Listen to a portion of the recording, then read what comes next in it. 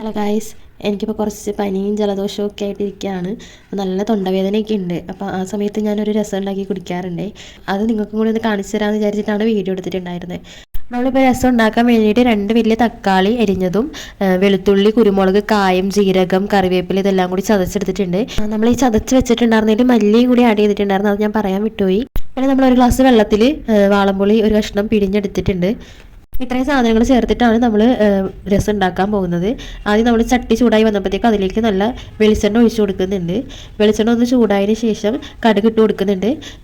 അത് കഴിഞ്ഞ് നമ്മൾ കുറച്ച് മുളക് പൊടിയും കൂടി ഇട്ട് കൊടുക്കുന്നുണ്ട്, കുറച്ച് എരിവിന് വേണ്ടിയിട്ട്. എനിക്ക് സാധാരണ തൊണ്ടവേദനയൊക്കെ വരുമ്പോഴത്തേക്കും കുറച്ചുകൂടി എരിവൊക്കെ കഴിക്കുന്ന സമയത്ത് കുറച്ച് മാറാറുള്ള പോലെ തോന്നാറുണ്ട്. അതുകൊണ്ട് ഞാൻ എൻ്റെ ഒരു ഇഷ്ടത്തിന് കുറച്ച് മുളക് പൊടി ഞാൻ ആഡ് ചെയ്യാറുണ്ട്. അതിൽ നേരത്തെ നമ്മൾ ചതച്ച് വെച്ചിട്ടുണ്ടായിരുന്നതിൽ നമ്മൾ കുരുമുളക് ആഡ് ചെയ്തിട്ടുണ്ട്. എന്നാലും ഒരു എരിവിന് വേണ്ടിയിട്ട് ഞാൻ ഒന്നും കൂടി മുളക് പൊടി ഇടാറുണ്ട്.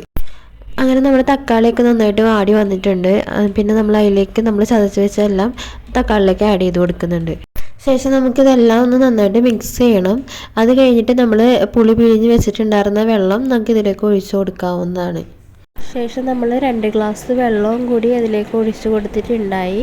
അപ്പോൾ ഈ ഒരു ഗ്ലാസ്സിലുള്ള അളവിലാണ് 2 ഗ്ലാസ് വെള്ളം നമ്മൾ കൂടുതലായിട്ട് ഒഴിച്ചിട്ടുണ്ടായിരുന്നത്. ഇതിനി നന്നായിട്ടൊന്ന് തിളയ്ക്കണം. അത് കഴിഞ്ഞ് നമുക്കിത് കുടിക്കാൻ വേണ്ടിയിട്ട് എടുക്കാവുന്നതാണ്. അപ്പോൾ ഞാൻ ഇങ്ങനെയാണ് രസം വെക്കാറ്. പിന്നെ നമ്മൾ രസം വെക്കുന്ന സമയത്ത് മല്ലിയിലേക്ക് ഇട്ട് കൊടുക്കാറുണ്ട്. അതെനിക്ക് വലിയ താല്പര്യമില്ലാത്തതുകൊണ്ട് ഞാൻ ഇട്ടിട്ടില്ല കേട്ടോ. നിങ്ങൾക്ക് ജലദോഷവും പനിയൊക്കെ വരുന്ന സമയത്ത് നിങ്ങൾ എന്തൊക്കെയാണ്